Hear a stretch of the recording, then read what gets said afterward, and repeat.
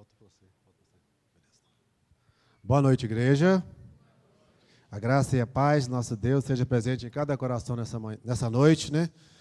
Que graça de Deus esteja conosco aqui. Nós estamos em festa, estamos comemorando aqui o dia de Natal, né? Na quarta-feira, que é o dia específico, nós não teremos culto aqui na igreja, então antecipamos aqui, por assim dizer, a nossa festa, né? Queria, você que nos assiste nessa noite também, Deus esteja abençoando a sua casa, seu lar, sua família. Queria também fazer aqui uma menção às pessoas que nos visitam nessa noite. O irmão da Gabi está aqui conosco essa noite, seja bem-vindo. Nós já conversamos em outra época, em outros tempos, né? Mas seja bem-vindo aí. O rapaz que nos visita também nessa noite, seja bem-vindo, né? E os irmãos todos que estão nessa noite aqui, né? Que Deus abençoe a vida de cada um de nós. O Davi também, que está nos visitando essa noite, com a Lorena, minha filha ali. Seja bem-vindo, Davi. Que Deus abençoe a sua vida também grandemente. Já ia esquecendo aqui do Davi. Mas, irmãos, é um prazer muito grande, né? Estarmos aqui mais um dia para agradecer o nome do Senhor, glorificá-lo, né? Já cantamos bastante, né? Agradecemos o nome do Senhor aqui com os louvores, né? As crianças também fizeram a sua homenagem, o nosso coral, o nosso lindo coral. Que bênção, né? Tudo isso é para a glória de Deus, irmãos. É para glorificar e exaltar o nosso Deus, né? A Ele sempre seja dado glória, honra, louvor para todos sempre. Amém? Queridos, eu gostaria que você abrisse a sua Bíblia na primeira carta de Timóteo. Nós vamos ler aqui um versículo, 5 versículos. Obrigado, Mateus. Vamos ler aqui 5 versículos do livro de Timóteo, 1 Timóteo, capítulo 1. Vamos ler do versículo 12 ao versículo 17. Eu convido o irmão a ficar de pé em respeito à palavra de Deus. Vamos fazer a leitura desse trecho aqui. É um trecho que nos remete também, que nos oferece uma oportunidade de refletir sobre esse dia especial para nós, né? Estamos comemorando o dia de Natal. Amém? Todos acharam? 1 Timóteo, primeira epístola de Timóteo, capítulo 1, do versículo 12. Timóteo, capítulo 1. O tema da nossa reflexão aqui nessa noite é: o que é o Natal para nós? É uma pergunta. O que é o Natal para nós? 1 Timóteo, todos acharam, amém? Diz assim a palavra do Senhor para nós aqui nessa noite, queridos. Sou grato para com aquele que me fortaleceu, Cristo Jesus, nosso Senhor, que me considerou fiel, designando-me para o ministério. A mim, que noutro tempo era blasfemo, perseguidor e insolente, mas obtive a misericórdia, pois o fiz na ignorância e na incredulidade. Transbordou, porém, a graça do nosso Senhor, com a fé e o amor que há em Cristo Jesus. Fiel é a palavra, e digna de toda aceitação, que Cristo veio ao mundo para salvar os pecadores, dos quais eu sou o principal. Mas, por esta mesma razão, me foi concedida misericórdia, para que em mim o principal evidenciasse Jesus Cristo, a sua completa longanimidade, e servisse eu de modelo a quantos hão de crer nele para a vida eterna. Assim, ao Rei eterno, imortal, invisível, Deus único, honra e glória pelos séculos dos séculos. Amém. Que Deus abençoe assim a sua palavra em nossos corações dessa noite. Podemos assentar, queridos? Queridos, o texto que nós lemos aqui é um texto que nos oferece nessa noite uma oportunidade, né, de refletirmos na palavra de Deus. Então, Paulo, escrevendo aqui a Timóteo, ele escreve uma carta que nos concede aqui nessa noite, né? Ele diz aqui, né, eu sou grato por aquele que me fortaleceu, Cristo Jesus. Então, ele dá uma descrição aqui de como era a vida de Paulo, né? Ele diz aqui para nós que ele foi perseguidor, que ele foi blasfemo, que ele foi insolente, que ele foi alcançado pela misericórdia de Deus. E ele agradece a Deus aqui com muita prática aqui, né? É o que nós também precisamos fazer, né? Então, eu quero refletir com os irmãos aqui nessa noite sobre o versículo 15. que é um versículo que nos oferece essa oportunidade que eu disse aqui, né? No versículo 15 nós temos aqui uma revelação específica da palavra de Deus. Nós sabemos que a palavra de Deus tem revelação natural e revelação específica. No versículo 15, em específico, tem aqui uma revelação de Deus, né? Através das palavras de Paulo, Deus fala para nós aqui que uma palavra muito maravilhosa, né? Que ele diz para nós aqui que esta é a palavra fiel e digna de toda aceitação, que Cristo veio ao mundo para salvar os pecadores, dos quais eu sou o principal. Então, irmãos, eu gostaria de dizer para você nessa noite que talvez nenhuma experiência humana tenha sido tão desvirtuada do que a celebração do Natal. O Natal, ao longo do tempo, do século XXI para cá, ele tem sido banalizado, tem sido desvirtuado, tem sido paganizado, por assim dizer. Então, neste momento, quando vivemos todas essas coisas que eu disse aqui, né, perde-se de vista, por assim dizer, a obra, o sacrifício e o ministério verdadeiro do Senhor Jesus Cristo, que é o verdadeiro dono dessa festa, né, que nós estamos aqui comemorando hoje, né? Então, assim, percebam que há assim um desvirtuamento muito grande, né, desse dia, né, de Natal, por causa de tudo isso que acontece, né? O verdadeiro dono da festa não tem privilégio, ele não é convidado, muitas vezes passa-se despercebido, né? O verdadeiro razão, o verdadeiro motivo, né, que é o Natal. Então, eu quero compartilhar com você nessa noite. A nossa meditação está nessa passagem aqui, né? Eu li aqui do versículo 12, nós lemos, né, ao versículo 17, mas eu quero refletir com você apenas do versículo 15, que diz que a palavra é digna e fiel de toda aceitação, que Cristo veio ao mundo para salvar os pecadores, do qual eu sou o principal. Irmãos, como é importante nós entendermos esta passagem da nossa vida. Às vezes eu podia perguntar aqui o que é o Natal, né? O que é o Natal para você? Mas eu vou dizer para você que o Natal é Jesus. O Natal é a celebração do nascimento de Jesus Cristo. Então, Jesus Cristo é a parte central do Natal. Então, assim, o texto que nós vemos aqui, ele resgata para nós a centralidade, o núcleo do Natal, que é o Senhor Jesus Cristo. Percebam que Jesus teve uma vida extraordinária. Ele viveu e morreu e ressuscitou. Então, Paulo, escrevendo a Timóteo, ele deixa aqui uma mensagem muito forte para nós, né, que nos leva à reflexão sobre isso. O que é o Natal para nós? Talvez, assim, muita gente talvez se fosse perguntar aqui, cada um de nós talvez teria uma reflexão e uma resposta diferente do que é o Natal. Mas o Natal só se resume em uma palavra. É Jesus Cristo, é o nascimento de Jesus Cristo. Então, em primeiro lugar, aqui eu gostaria de refletir com você sobre a primeira parte do versículo 15, né, que fala lá, que é a parte A do versículo. O versículo fala o seguinte, que esta é a palavra fiel e digna de toda aceitação, que Cristo veio ao mundo. Natal é Cristo vindo ao mundo, entrando no mundo, entrando na história. Nós podemos dizer que, é importante dizer, que o Pai da eternidade, que é aquele que é todo-poderoso, entrou no templo.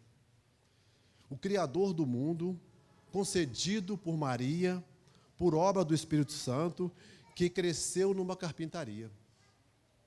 O Rei dos Reis, o Rei da Glória, o Rei do Universo, que foi pobre e não teve onde reclinar a sua cabeça. Aquele que é santo, diante do qual os anjos cobrem o rosto. Aquele que foi feito pecado por nós, aquele que é bendito eternamente, se fez maldição por nós.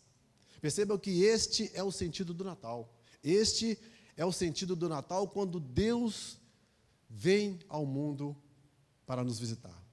Quando o Verbo divino se encarnou no ventre de Maria e habitou entre nós cheio de graça e de verdade. E nós vemos a glória de Deus e a graça e a sua justiça. Percebam que essa é a verdade magnífica, irmãos. Essa é a verdade mais verdadeira, assim por assim dizer, fazendo uma redundância aqui, porque é chegado o Natal, é chegado a vinda do Messias, a promessa do Redentor desejado de todas as nações. Então, foi elaborado, então, assim, né, planejado, bem antes de Deus iniciar a fundação do mundo. Nós vemos lá em Gênesis 3 que, através da queda do homem, né, Gênesis 3,15, Deus prometeu que viria um, que mandaria um, que esmagaria a cabeça da serpente. Note que essa promessa foi feita lá no berço da civilização humana.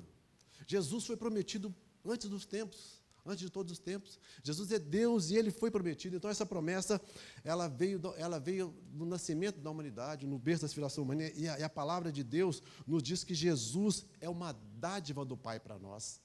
Nós sabemos que Ele foi confirmado lá no berço da existência humana.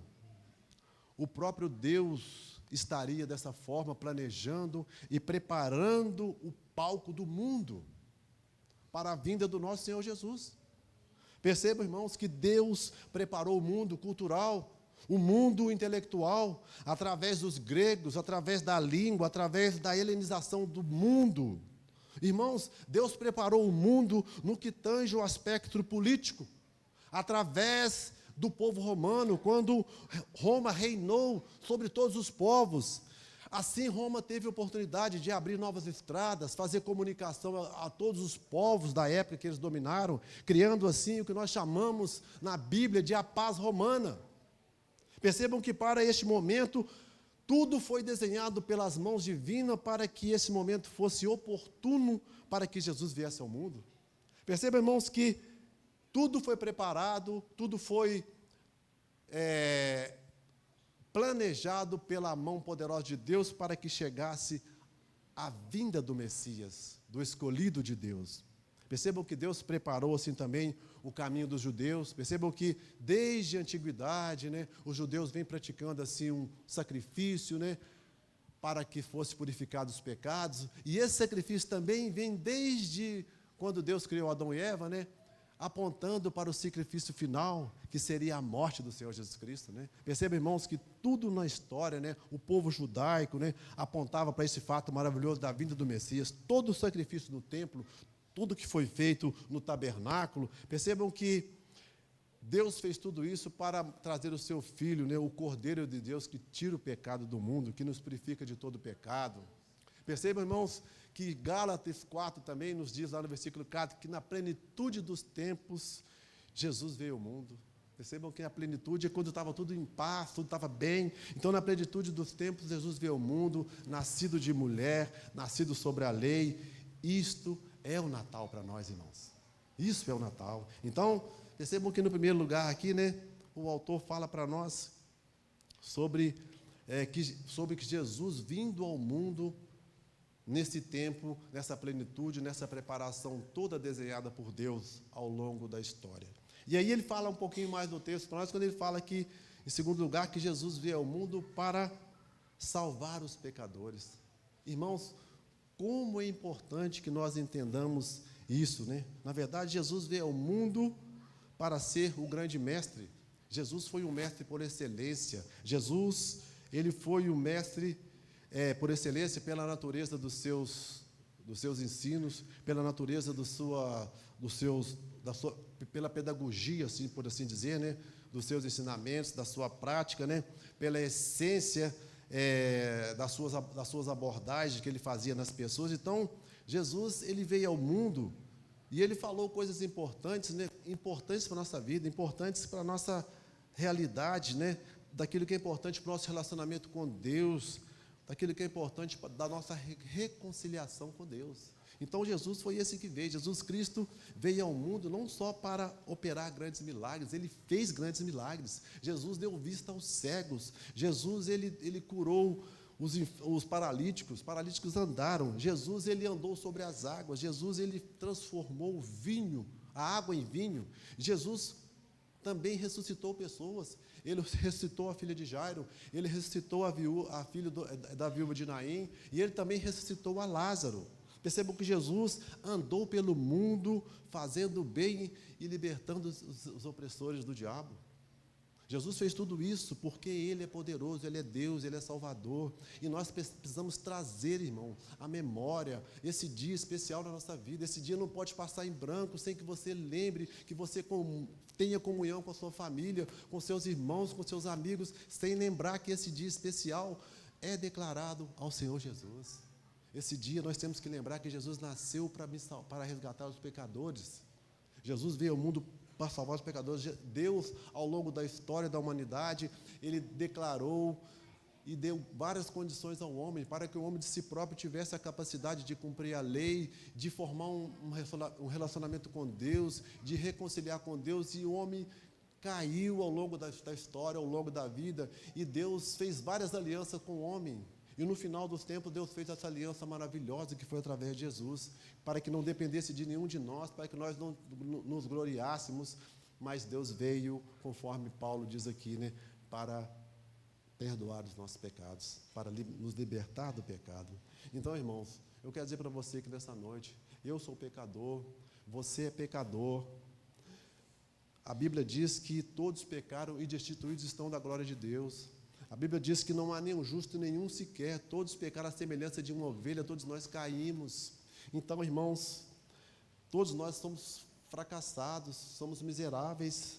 Você não pode salvar a si mesmo, você não pode recomendar a si mesmo a Deus, você não pode, os seus predicados, por mais bom que você seja, por melhor que você seja, por mais perfeito que você entenda que você seja, você não pode ser recomendado você mesmo a Deus. É necessário que você reconheça que você é pecador, que eu sou pecador, que nós estamos aquém da misericórdia de Deus, e você não pode entrar no céu pela sua religião, pelos desejos do seu coração.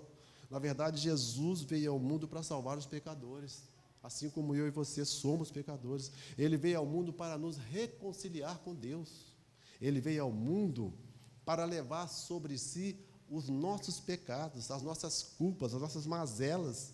Perceba, irmãos, que as nossas iniquidades, a Bíblia diz que Isaías revela para nós que ele foi transpassado pela nossa iniquidade.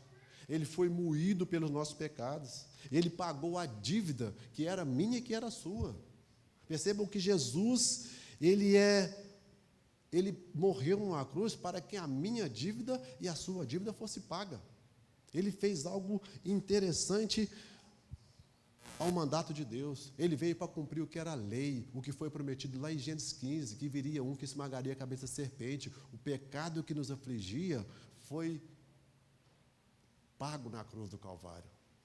Irmão, como é importante nós entendermos isso, como é importante eu e você saber que o Natal representa isso tudo que nós estamos discutindo aqui nessa noite, representa o nascimento de Jesus, representa que Deus, Ele me ama, Deus ama você, e Deus fez algo de importante, porque Ele ama o pecador. Aí, embora Deus não ame o pecado, mas Deus ama o pecador, Deus quer libertar o pecador, por isso Jesus veio ao mundo para libertar os pecadores. Esse, de fato, é o sentido do Natal. Natal é uma mensagem de salvação. Natal é uma mensagem de reconciliação. Natal é uma mensagem para que eu e você tenhamos o privilégio de reconciliar com Deus, de fazer uma amizade com Deus novamente. Precisamos ter isso em mente. Natal é uma mensagem de que Deus me ama, Deus ama você, Deus se importa comigo e também se importa com você. A Bíblia diz que Deus amou o mundo de tal maneira que deu seu Filho unigênito, para que todo aquele que nele crê não pereça, mas tenha a vida eterna. Irmão, eu convoco a você aqui nessa noite a reconhecer esse valor do Natal. Eu conheço você aqui a viver um Natal diferente do que você viveu até agora. Eu convido você a, quando você for celebrar o Natal com sua família, com seus amigos, que você recorde desse momento que nós estamos falando aqui, que você lembre que o Natal não representa aquele grande banquete, mas o Natal representa a morte de Jesus. O Natal não é Papai Noel, o Natal não é presentes, tudo isso faz parte de uma tradição muito grande, mas nós precisamos saber que Jesus é o foco principal do Natal.